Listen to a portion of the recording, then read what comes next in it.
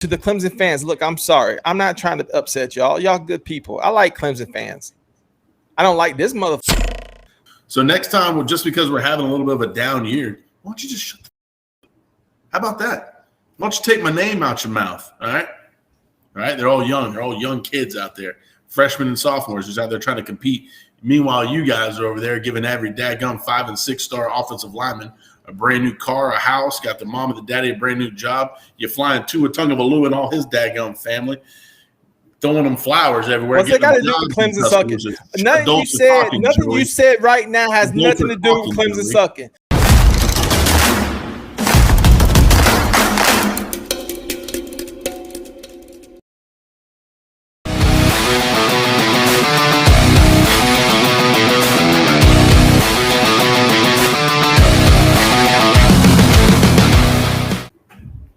Welcome to another episode of 3rd and 3. I'm your host tonight, Jacqueline.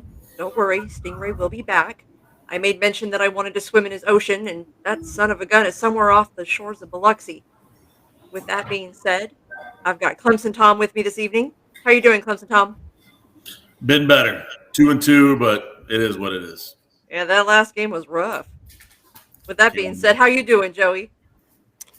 Well, this morning I was actually I was in meetings all day. I was talking to the board of CTS Enterprises Incorporated, and after checking the numbers and checking the charts and everything like that, stuff that goes on in businesses, and giving orders to the board and showing them what we need to do to make CTS the number one brand, not only in sports but all of YouTube. We have come to the conclusion that Clemson sucks.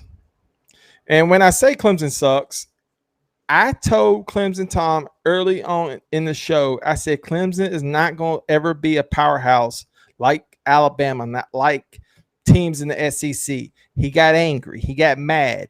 Now he understands the skills. Now he's recognizing the knowledge that I bring to the show. And right now, I want you to look into the camera and I want you to say, I apologize, Big Belly Daddy Joey. You do it right now. You said Big Bad Daddy? Big belly. Daddy. Big Belly Daddy. And you will apologize to me. You will apologize to the great. I'm trying to if you'd shut up. Don't tell me to shut up. I get Alexa, I'm sorry. I'll write that email. I'll write that freaking email so fast. See, we have Alexas. We have little computers in our house that help us out doing things. Alexa, order $100 blinds. I'm just kidding. We're not poor. I am Those are sorry. expensive blinds. Those $100 blinds. Not colorblind. By Alpina King. There you go. A print version. It's $18.04. $18.04 for those blinds. She just told me on Amazon. I added it to your Amazon cart for review. To purchase, say buy it now. Delete from the something, whatever cart. Alexa, stop. Money for that government cheap. Yeah, you can't control the women in your life. She just said your blinds are $18.12 or something like that. Those blinds. So I would like to apologize. Those I would like to apologize to Joey. Jacqueline, I just want to say, right, I apologize for Clemson Tom. 1, because his team sucks, and 2, that you have to be. I just wish we could cheat as good as Alabama. If we could cheat as good as Alabama, maybe we could constantly compete and get all the best players year in and year out. What cheating does Alabama do? What cheating does Alabama do? Alabama don't cheat. We just refuse to cheat. Alabama practice hard. They win. They're champions. They cheat. You don't know how to be a champion, Clemson Tom. They cheat. Nick Saban knows how to be a champion. Yeah, he cheats really good. He pays his players. I mean, it's so pays the players. We're not Auburn. Let me ask you this. Are you going to cheat when I knock the hell out of you? With what? Exactly. Exactly. You're not going to cheat because you're going to be knocked out. With what? Not your fist. With these. Am I scared of you? You are scared of me. Hold your fist up again. Hold it up. Hold your fist up. Let's see it. That's it. Now turn it to the side like that. You got little sausage fingers, man. That baby. Don't make me freaking laugh. You know, we're having a down year. I mean, kind of like how your fingers are having a down life. They're just little sausages. Yeah. Okay. Little pigs in a blanket. Your hand looks like you little pigs. Bottom line is, I don't call myself the greatest host with the most. Little midget. I don't call myself the greatest host with the most and know all the fronts of college football because I want to hear myself talk. I do it because I'm the greatest. Because you're an arrogant cheater. Say it. Jacqueline, I'm sorry. I'm sorry. That's okay. It's sorry. a great echo chamber for the two of you. I say these things just like they give you warning on cigarette packages because talking trash from me is hazardous to your health. So was that tripod you had right in front of your mouth? All right, Clemson Tom, your Tigers got beat by North Carolina State. My question to you guys, can Clemson redeem themselves against an undefeated Boston College? Now, Joey, I know what you're thinking. Let's hear it. Well, I'm going to tell you straight up, Boston College is going to whoop that. And it's not going to be no games. It's not going to be no mercy. Boston College is going to go out there and show Clemson why they're now ranked number 25 in the nation. They were ranked number 4? Now then they was ranked number 9. Now they ranked number 25. They're going to be unranked by the end of the season. And Boston College is going to be ranked. Now, I want to go ahead and say this.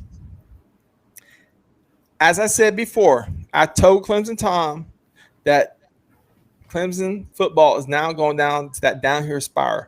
They're never going to be a powerhouse like the SEC football teams. You need to just go ahead and admit that to the Clemson fans. Look, I'm sorry. I'm not trying to upset y'all. Y'all good people. I like Clemson fans. I don't like this motherfucker, but I do like Clemson fans, and y'all deserve better. However, you just got to understand you're not part of the SEC. You're not a powerhouse like Alabama. You're not a powerhouse like Florida. You're not a powerhouse like LSU. Y'all just got lucky for 2 years, okay? And now y'all seeing the effects. So when Boston College this weekend, that's my sleeper. Boston College, because it's easy call, that's easy money. Go ahead and place your bets. When Boston College beats Clemson, I don't want to hear Clemson Tom complain about their football team. He's going to come on here right now and say, look, no matter what, we love Clemson. Clemson is it's proud of South Carolina. Bullshit. Clemson sucks. Know your football. That's it. Go ahead. And you may retort. Well, we're going to turn that tiger into a kitty. Is that what's going down, Joey? We're going to neuter that kitty. I'm not going to neuter. I mean, Boston College, I don't give a shit. Boston. Only thing that ever came good out of Boston College was Matt Ryan. And he's showing doubts. He's showing doubts on Sundays. So I'm not going to even go there, but go ahead. Now, Clemson Tom, I know you're going to bleed orange on this one, but let's give it back to Joey. What are you thinking? One thing I'm going to give back to Joey is his kids when I'm done, kind of watch him on the weekends while he's off doing whatever he has got to do. Listen, you just need to start keeping our name out of your mouth. For some reason, I guess when we beat you in Tampa, then we turn around and we stomp out in California, you got a little butt hurt. That's just what's going to happen. And the kids call it pegging or something like that. I don't know. I'm not into that kind of thing like you are. So next time, just because we're having a little bit of a down year, why don't you just shut the f-? How about that? Why don't you take my name out your mouth? All right. I'm not done. Are we going to beat Boston College? Probably not. Okay. We got a lot to figure out on the offensive line. We got a lot to figure out with the injuries. We've got guys out for the whole year. I got starters just gone. I don't even know where they are. Where they at? I don't know. They're in the injury room. All right. They're all young. They're all young kids out there. Freshmen and sophomores just out there trying to compete. Meanwhile, you guys are over there giving every daggum 5- and 6-star offensive lineman a brand new car, a house, got the mom and the daddy a brand new job. You're flying Tua Tagovailoa and all his daggum family, throwing them flowers everywhere. What's they got to do with Clemson sucking? Nothing you said right now has nothing to do with Clemson sucking. You're making accusations about Alabama cheating. You're not. Nobody's cheating. Your time is over. Your time's over. All right, adults are talking. All right, that's why we're over here. We're drinking the good bourbon. All right, the kids are over on the playground. Joey, why don't you go try to join them? All right, but before you go talk to kids on the playground, take the sunglasses off because you already look like a creeper. But hang on. So soap in the mouth and lube in the ass. Got it. We're not going to beat Boston College. We're having a down year. But you know what's going to happen? I'm going to wake up, I'm going to throw on an orange shirt, and I'm still going to look prettier than you. I'm still going to be a better human being than you. And at the end of the day, my taxes are paying for your salary. Because he does stuff for the government, people, because you don't know. He's like a spy. He's like a wannabe little spy, like Spies Are Us or kids. I don't know, he like spies on people. Well, now that we've survived that kerfluffle, I got another one for you, fellas. Lane Kiffin's Ole Miss Rebels are paying a visit to Bryant-Denny Stadium. Is Ole Miss going to win their first game against a ranked SEC team for their first time this season? Clemson, I see you washing those hands. What you got for me? I was washing the hands because I was pointing them at Joey, and I didn't want to catch any of the on me. So that's why I have the hand sanitizer next to me. No, honestly, I think Ole Miss is going to do something. I think Ole Miss is going to bring it. I like Lane Kiffin. Kiffin likes Joey's wife just like the rest of us. Wonderful human being. Cutie. Who?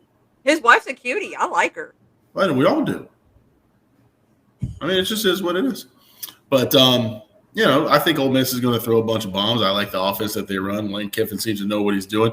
And I've never met a coach that's actually a better fit personality-wise, swagger-wise, than he is at Ole Miss. I don't know what it is. Kind of like when Satan coaches ISIS in football. It just is what it is. Good blue jeans just fit good. What do you think? Saban's birthday is Halloween. How fitting is that? It is what it is. Joey. It's like Joey's address is 666 Elm Street. It just makes sense to have it over time. Just, it all comes back full circle.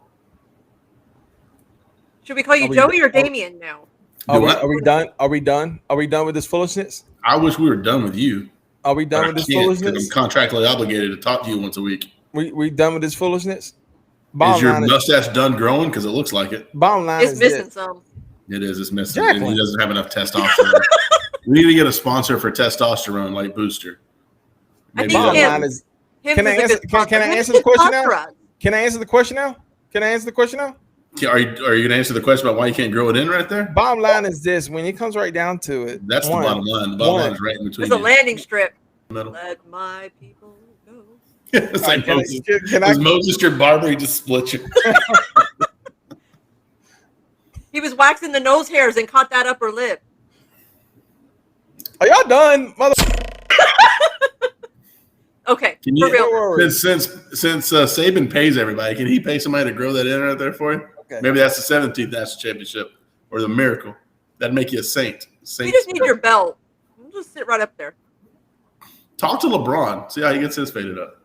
Oh, those transplants are expensive. Oh my God, I was reading about those. Joey, you may retort. Well, first off,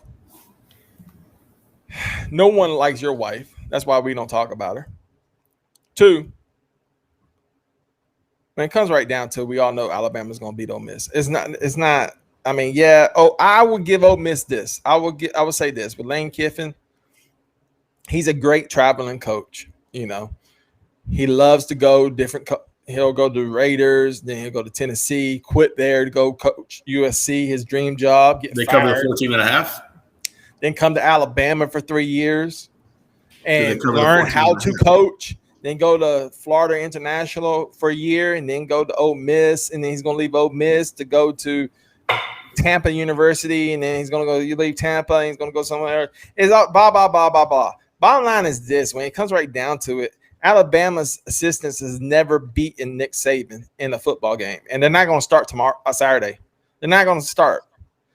When it comes right down to it, Alabama is going to win the national championship. I told y'all before the season started, Alabama is going to go all the way this year. They got a great defense. They got a great offense. They got a great running team. They got a great quarterback. The defensive coordinator, we got to talk a little bit, but he'll be okay. He just signed a new contract. He's getting paid very good. Bottom line is this: Alabama, national champions, 2021.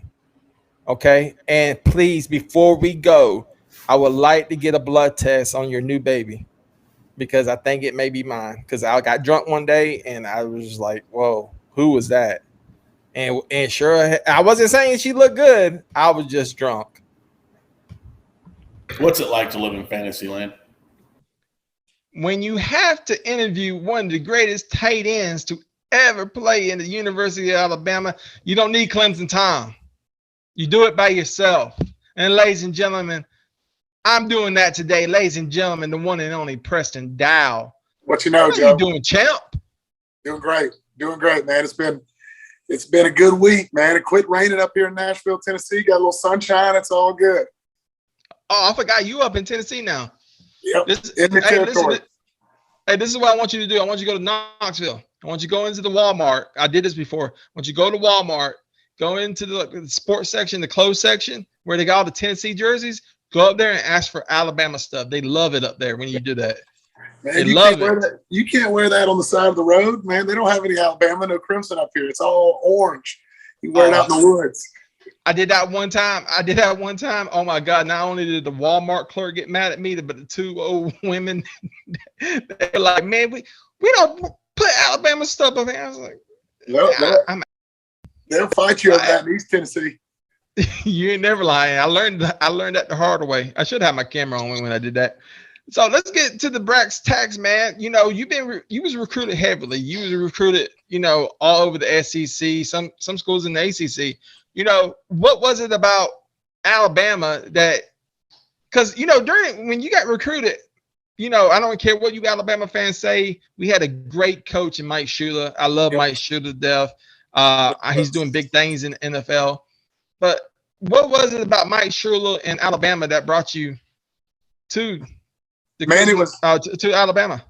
It was, a few things, the guys that were there, the D'Amico Ryans, the Roman Harpers of the world. I mean, there's some playmakers up there.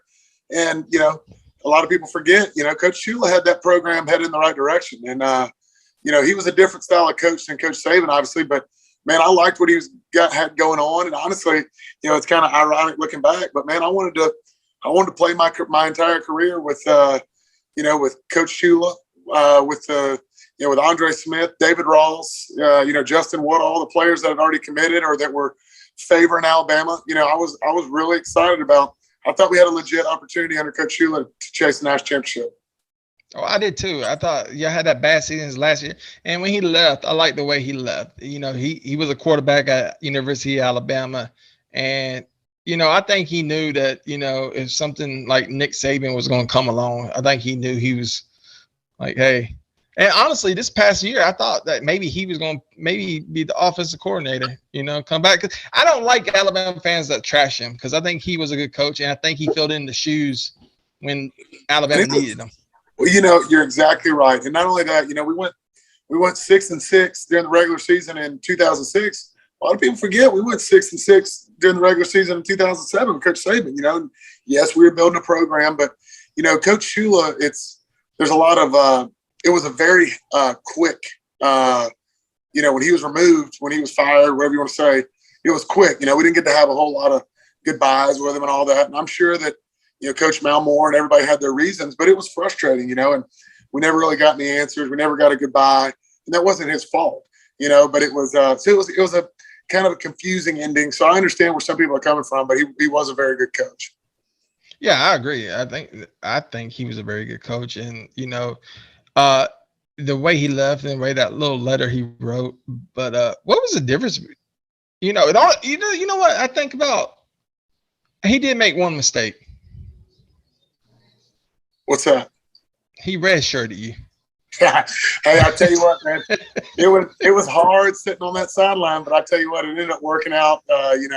Obviously being a redshirt junior the national championship year and being able to develop into a bigger, stronger, more mature player in 2010. It worked out, man. It was hard when it happened.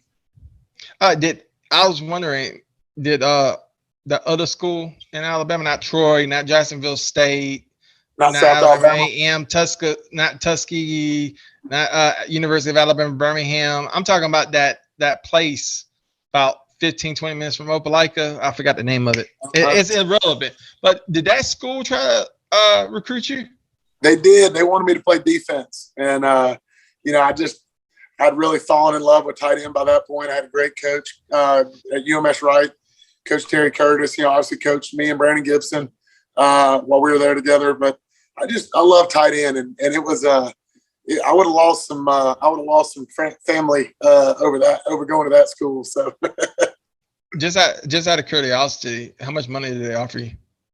None, man. They already had their pipeline. They were good. They didn't need to give me any money. Yeah. They probably would save that cap. I wasn't quite fast enough to get on anybody's payroll. I was just lucky to get offered a scholarship. Well, yeah. Did you hear about Cam Newton, right? What's that? When he got drafted for the Panthers, he almost didn't go. Why is that? Why? It's too much of a pay cut, man. Oh Lord, I mean, I can't go there with you, man. I got all my Auburn buddies gonna light me up, but yeah, hey, you know, now, he would have made a boatload during the days of the NIL. He may, you know, he may have made a boatload anyways. I don't know. Yeah, no, trust me. Nobody got paid more than Cam Newton, and we tell that to Stingray every day. And you can see Stingray because he's the Mississippi State fan. Yeah. Me and Clemson Tom was just sit there and look at him. You could Mississippi State's cap could have been a little higher. You would have got him. But they got Dak Prescott, so they're good. Yeah. What was other reasons that Alabama stood out to you besides you just being a fan? You said it. You have this big class coming in. What was it? The tradition? Oh yeah. I mean, you can feel it, smell it, taste it. Like we're blessed that our school and our football team are just drenched in tradition, drenched in success. It's kind of hard to compare it, but like there's certain programs that you can feel it, and I hate to see Michigan going through what they're going through, because I truly believe when Michigan and Ohio State, when those boys are doing well, I think it benefits Alabama too. Texas, same thing, but it ain't easy to stay up top. And we've been blessed. I hope we stay up there my whole life, my son's whole life, and all that. But man, the ride we've been on has been unbelievable. Unbelievable is right. I remember being in 2005 or 2006. I remember being in the Music City Bowl in Nashville, Tennessee, at Titan Stadium. Yeah, and playing Minnesota, and I just wanted to go down on the field and beat up Spencer Pennington. But Spencer Pennington, if you watch it, man, hey, I know you was the third string quarterback. It was what it was, but it's just, man, when you're a diehard Alabama fan, you want to win. You waited all those years. Like, come on, just throw the ball to the Alabama jerseys. So, yeah, Spencer was too well-rounded, man. That dude's a good baseball player, good football player, great, probably one of the best turkey hunters I know, good duck hunter. That boy does it all. He's a man of many trades. Yeah, I'm sure he's a good guy. Game, though. I'm sure it was a tough game. I remember sitting in front of this married couple, and they was trying to get the crowd psyched up. Come on, Alabama fans. Come on, they need us. I'm like, what do you want me to do? Go down? I'm sitting there with my beer and my hot dog, and I'm sitting there like, what do you want me to do? You want me to go down there and play? They needed y'all and about 2 less turnovers. They would have won that game. So, let's talk about running backs real fast. Glenn Coffey.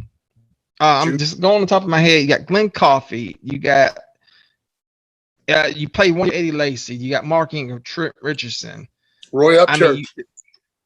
Upchurch. Sorry. Yep. You look at the who's who of probably great running backs that played at Alabama. I mean, what was it like to block for these guys? It was amazing. It's probably the story I tell the most in Nashville, because a lot of guys aren't Nashville. They're either they're not Alabama fans or they're not even college fans. They're more Titans fans.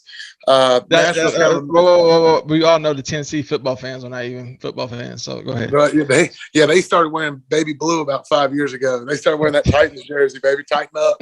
But it was incredible. It was an honor to be a part of their success. It was an honor to be on the field with them. Glenn Coffey gets overshadowed. That guy could play. He was a physical. He doesn't get overshadowed. No. Good. I hope not. We in Alabama, down here in Alabama, trust me, there's some players that get like, you always get, no matter what you do in life, you always get that pass. Like Glenn Coffey is one of those players. I talked to Glenn Coffey. I'm going to interview him. He's coming on the show pretty soon. And I've talked to him many times over the phone and text and whatever. And he doesn't even realize how good he really was. No, he's very unassuming. He to me, other guys have better stats and they continue to get better and better with all these amazing athletes we get in there. But he embodied what an Alabama running back was to me. If you needed 1 yard, 4th and 1, Glenn Coffey was a pretty good option, and he was physically imposing on the other team. He was not an easy man to bring down. Those defenses did not like getting in front of him. And he said many times, not only on the CTS, but in other interviews, that he just did not have the love for football. Do you realize, if he had the love for football, what he could have done on that football field? Yeah, I've heard him say that. Glenn grew up in Fort Walton. My mom's from Fort Walton Beach, Florida, and I've known him my whole life. He's a great friend. He came to work, put his hard hat and his lunch pail on every day, and he came and did it. But when he went in the military and did all that afterwards, I was kind of scratching my head too, and to find out it just wasn't really a passion of his. I'm like, I don't know how you show up and go to work as hard as we do every day, and it wasn't really, and he wasn't passionate about it. He's just that good. Yeah, what can you say? I always had a passion for football, and I wasn't that good. Right. Anybody that I always had the heart to play football, but basketball. But genetics is genetics. You know what I mean? Ain't no doubt. So let's get back.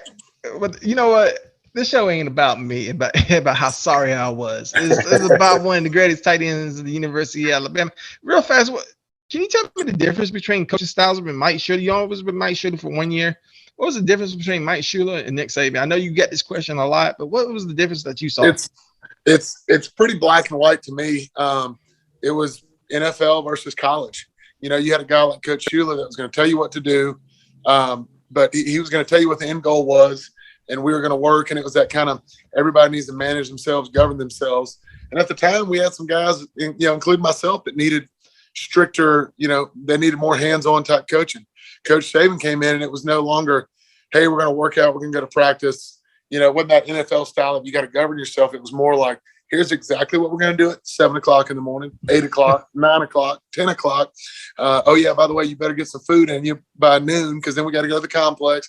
And don't get me wrong, we worked hard under Coach Shula, but it was just more mapped out. It was, all you had to do was buy into whatever we were doing. You just knew if you were willing to commit to it and give 110% and listen and pay attention to what was going on, you truly believed that we were going to, that it would make you a better player, and in return, a better teammate. And if 105 guys do it, it'd make us a better football team. And Coach Saban just kind of really micromanaged us. And a lot of us needed it.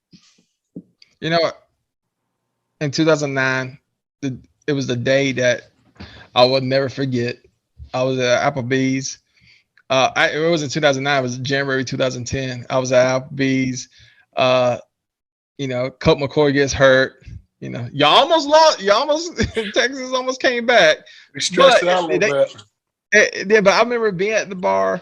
The bartender at Applebee's was like keeping the bar open for a little longer. And then after the game, there was a Hibbett Sports. I go get my T-shirt, my cap, and everything.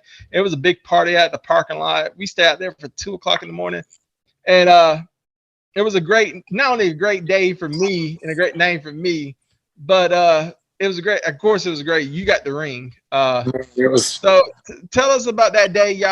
You finally brought that trophy home to University of Alabama since 1992? 92.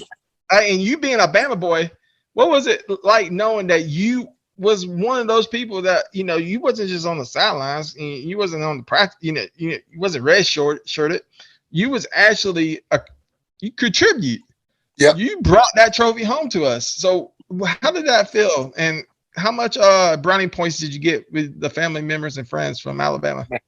It was, honestly, was it January 7th, 2010, whatever it was, it was, it was kind of hard to turn it off. And because we were so used to next, celebrate tonight, enjoy the game, victory, get refocused. But, we spent the night in LA. We got on that plane the next day and coming home, it was like, we did it. There is no what's next. We did it. Now granted, obviously you want to get back to the drawing board for the next year, but man, it was an incredible honor, and I look back and, look at pictures and show my son some of the stuff. And it's like, it's almost like it was a different life now. I look back and I'm like, how cool was that? It was just the greatest honor. It was a childhood dream lived out. It was a great sense of pride for the Dial family. It was a great sense of pride for all my people that had helped me get there. It was just it was awesome. Well, it's one more game. Of course, people want to talk about the SEC championship game where Tebow was crying. I like Tim Tebow. I like the Denver Broncos Tim Tebow. Yeah. I don't like the Florida Gators Tim Tebow. Okay, so let's get clarified. But I know a lot of people want to talk about that game. I was there in 2009 when Trent Richardson had that breakout game at the Iron Bowl. But one Iron Bowl I want you to talk about was in 2008. After 6 years, the embarrassment and all the times that we couldn't. I say we, I mean the state of Alabama. Yep. We couldn't. 100%. We couldn't come together as one state to beat this team over here by Opelika. And you and your crew came along and said, you know what, we're gonna go ahead and put a on them. Man, tell me what was nothing. Yeah, tell me the feeling that y'all, because I know I cried like a. I'll tell you what. I was in Oxford, Alabama. I was in the shopping mall because that's the only thing Oxford, Alabama has. And I was with a girl I dated, and we was at this place called Rookies, and it's closed down now. But it basically was like a Hooters meets Hooters with referee the Hooter outfits were like referee outfits. And I was dating this girl that lived in Saxe, Alabama. And we went to the game, watched the game at that restaurant Rookies, and I had a couple of drinks. I remember calling everybody that I ever met, and I was on the phone. I was like, "We did it!" I called my Uncle Steve. I was like, "Roll Tide!" He was like, "Roll Tide!" And everybody was all happy. And people, even family members I don't even talk to. It was unbelievable, man. It was one of those things. The crazy thing about that game is, we put our foot, we started the beat down and we never let up, not until it was one of those games that Coach Saban, I think, would argue it's one of his more pivotal games. That was a complete game. We went out there and put an absolute, we imposed our will from the beginning kickoff until the end of the game. And it was incredible. And it was a huge honor to do it with your buddies. And, hey, this is what we sought out to do. And, it was one of the first times that Alabama had truly imposed their will in a long time on that other school. And a lot of people don't realize that you and John Parker Wilson and all the guys, that Glenn Coffey, you were the guys that started this winning tradition. Y'all didn't win a national championship. Y'all lost to Florida in the SEC championship. However, this was the team that, started it all. It was the first team to go undefeated.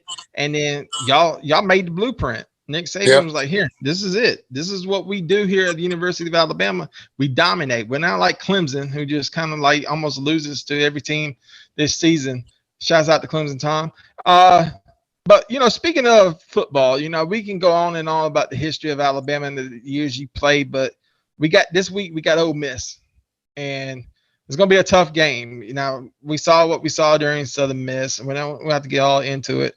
But any predictions right now between Lane Kiffin's Ole Miss and University of Alabama, the next national champions of 2020? Man, it's don't get me wrong, Alabama 2021. Sorry, hold on. Yeah, next national champions of 2021. Sorry, that's right. There you go. I think Lane, Coach Kiffin's a great coach. It's a lot of flair. It's a lot of, it's the shiny offense and all that. But you always got to respect the offensive mind like Coach Kiffin. You always got to respect a quarterback that can do it with his arm and with his feet. I believe that we're well rounded enough. And I think that Coach Saban truly lives and dies by. There's three facets of the game, offense, defense, and special teams. And, we don't always win all three, but I mean, we're pretty good about locking down special teams. We're pretty good about locking down either offense or defense. I just think we're an extremely well-rounded team. And I think that I'm hoping that our physicality and our ability to, keep reloading with new horses, fresh guys. I'm hoping it'll overwhelm a little bit and be a little too much for them Rebels down the road. What school do you think Lane Kiffin's going to go next season? Hope it ain't Alabama. Anywhere but Alabama. Man, I tell you, that man loves a beach. I don't know. Like when he went to Ole Miss, I was sitting there like, what the? He's running out of beaches, man. He's running out of beaches. FIU, USC. And pretty soon he's gonna be in Panama City University. It's like I wouldn't. He might end up in an NFL locker room here before long. No, you know what? I totally agree because he was doing a great job with the Raiders. He just got in that little tic tac with freaking Al Davis and Lane Kiffin. You know what? History shows that Lane Kiffin was right. Yep. Al Davis, the legend, was wrong. But I think Al Davis was looking at the money. He was like, look, we invested so much in DeMarcus Russell. That's his name, right? Yep. Yeah. Mobile we boy. invested so much. Yeah, we invested so much in him. But before we let you go, man, look, I ain't gonna lie to you. It was an honor and privilege to interview you, but we have to talk about GBT Realtor. Let's talk about it a little fast. What are you doing with that company? Man, so started working with George Tomlin and GBT Realty during the NFL lockout, just kind of feeling my way around the business, trying to stay busy, stay in shape, all that, and it's just been an incredible place to learn and continue to compete. It's if there was a team full of winners like Alabama, I feel like I've surrounded myself, and GBT as a company has surrounded itself with just winners. We go out and I'm a dirt dog, man. I'm out looking for new dirt. We develop retail, shopping centers. We do a lot of work with 7-Eleven and some out parcels out in front of shopping centers and all that. But man, it's a lot of fun. I like the people I work with. I like the people that we help and the retailers that we help expand. It's just it's been a blessing, man. It's been 10 years. Yeah, and just like Alabama, how you was a big part of that team. You're a big part of this company, and we're going to continue to see success with you in that company, or whatever you do in the near future. But we're happy that you're doing well. We're happy that you're doing great. Your family's doing wonderful, man. We appreciate you coming on the CTS. Real fast, you got anything to plug? Your social media accounts, anything so other Alabama fans can stalk you? Go ahead, man. If you want to hear all the uninteresting stuff I got to say, I'm P Dial on both Twitter and Instagram. But I just want to take this time really to tell you I appreciate guys like yourself in the network for covering Alabama, for giving people an inside look to has-beens like me. And it's an honor to be a part of it. It's an honor to be a part of the Crimson Tide. It's an honor to be a part of it. Small part, but man, it's something I think about. We talk about every day. So man, all I can say is roll Tide. Roll Tide. Almost got excited. Yeah. I was sitting there like, yeah. Ladies and gentlemen, the one and only Preston Dial. Preston, we appreciate you. Thank you, brother. Well, damn, y'all, that was a great interview. What do y'all think about it? What did y'all think about the interview? I did it by myself. What did you think of the interview? I thought you cheated. Man, I thought your hairline cheated. But anyway, I just want to go ahead and just say this. I want to give a shout out to Preston Dial. Thank you. It was an honor. When you look up class, you see a picture of Preston, and I appreciate you coming on the CTS. But right now, I want to introduce y'all to the newest member of the CTS. I've been knowing this gentleman for 1 year. One thing that me and this guy got in common, we love the sport of boxing, and we bringing boxing to the CTS. Ladies and gentlemen, the one and only one more Sanchez. His name, Jesse Sanchez. Jesse, yo. How you doing? Doing good. How y'all doing? So I just gave you a hell of a freaking awesome intro. How you doing? Good. Did you say the Aggies gonna win national championship? The Yankees gonna win a national championship. No, Aggies. Texas A&M. Aggies. No, I did not. No, they're not gonna get past Arkansas. No way they didn't. Yeah. No, Texas A&M has a better chance of winning like Clemson does. Well, I'm glad to be part of the team. I'm glad to be working with you fellas, and can't wait for this ride. So tell us real fast, what were you supposed to be expecting from the main event with Jesse Sanchez? Sanchez.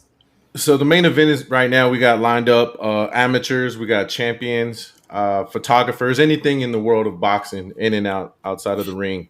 I think a lot of interviews you see on TV or even when you listen to them, they're always comparing, is Mike Tyson better than Floyd Mayweather? They're not in the same weight class. So this is going to be up front. It's going to be the journey of an amateur going to the pros, the photographer that takes pictures on the backstage, everything from the promoting side of both MMA and boxing.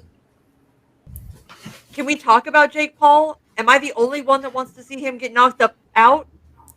I'm with you on that one. I second that. His fights are fixed, though. Even Mayweather came out and said it was a fix. Yeah. So I mean, are his fights real? We don't really know. It's all for show. It's all for social media, and it's all a scam. Just like him and his brother. If he gets knocked out, there won't be more fights. Hey, that's why they have to keep cheating. Sometimes everyone's in on the payout. It's all about the money at the end of the day. Hey, look, Floyd Mayweather is all about the money. That man is a great businessman. It's not enough to be a boxer now. You've got to be a business person too. What does Joey and myself have to do to go ahead and set up like an undercard fight? Because I'm tired of him talking shit. Hey, let's just get it on. We're going round one. Let's go. Yeah, it's not going to be a round. I don't even know if the guy's going to come out of the locker room. Joey, what is your just knock them glasses off his face so we can see what he looks like. You don't want to see that forehead. It's like a 5 head. When he dreams, it's like an IMAX movie. It's huge. Yeah. Joey, what would be your walkout song? My walkout song? Oh shit! Probably "Sweet Home Alabama." Take me home. Hey, that's a copyright strike. Don't do that. No.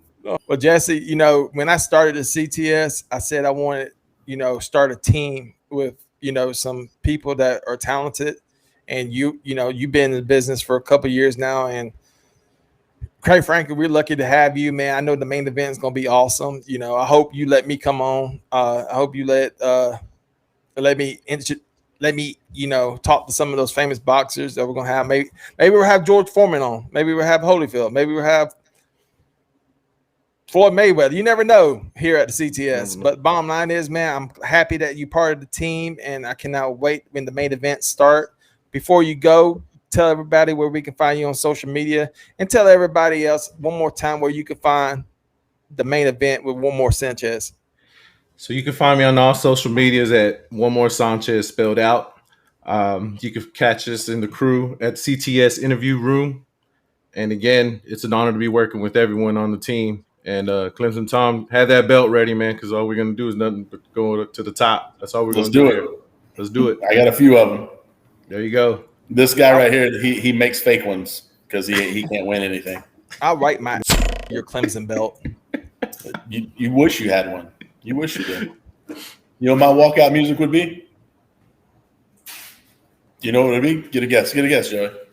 Eye of the Tiger. It's Raining Man. Nah, I don't know. I would have to ask your wife what song she likes best. Oh. There's that email. You're going to get another freaking email. Ladies and gentlemen. You know you'd come out to that song about Applebee's. With the ladies and gentlemen, steak with the something, I don't know. Yeah. Ladies and gentlemen, the one and only One More Sanchez. Sanchez. We'll catch you later, man. All right, y'all take care. All right, man. So sleepers this weekend. We got a lot of good games since we just talked about the Ole Miss and Alabama. My sleeper this weekend, I didn't think it was going to be what it was going to be, but I got Arkansas and Georgia. I don't know if the Hogs are for real, but we're going to find out this weekend when I believe they travel to Athens, taking on Georgia. Not sure. That's probably a 3:30 CBS game, but that's going to be a good game. The Hogs are pretty much running wild, and Georgia seems to be legit, but Georgia is going to Georgia, and this might be the weekend. So just in a sleeper, the game you got to watch, I'm going to say it's Arkansas and Georgia. Well, I did say Clemson was going to lose, but that's not really a sleeper. Everybody knows that because they absolutely suck. But my sleeper is going to be LSU over Auburn. I think Auburn sucks just like Clemson sucks.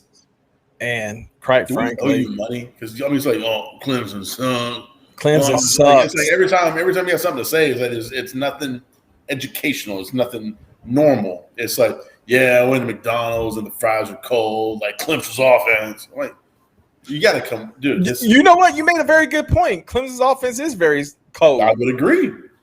I would agree. We need to cheat. Like as I was saying before, I was start paying these players a little bit better. As I was saying before, I was rudely interrupted. I'm picking LSU over Auburn. You weren't because rudely they interrupted. absolutely suck. You had someone that actually knew what was going on tell you time out before you start bobbing up on the gibberish.